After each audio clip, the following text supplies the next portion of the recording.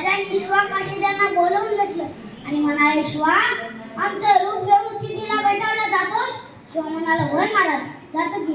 रात्रीच्या पहिल्या प्रहरास दाचा सुमारास गड उतरण्यास शुभ पालखी पावसानं ओली झाली तर ती रात अंधारी डोळत आलती. दुसऱ्या पालखीत शिवाकाशी मोठ्या रूपात चालला दादा रे जिर राजी चालला दादा रे जिर राजी. दोन दिशेला दोन पालख्या निघाल्या. त्यापैकी एका पालखीला खानाच्या सैन्यानं गडाला वाटला. पालखीतून शिवाला बाहेर काढलं, सिद्धी समोर बसवलं. इतक्यात बातमी आली, हुजूर शिवाजी भाग्या. आणि कडाडला सिद्धीने मेढ्यातली तलवार काढली, शिवार धरली आणि बोलला, सच बता तू कोण है, वरना मारा जाएगा.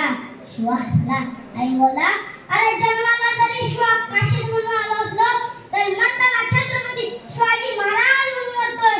भाग्य काय कमी आहे का? आणि कडाडला सिद्धीची तलवार चालली गेली आणि शिवा संपला गेला.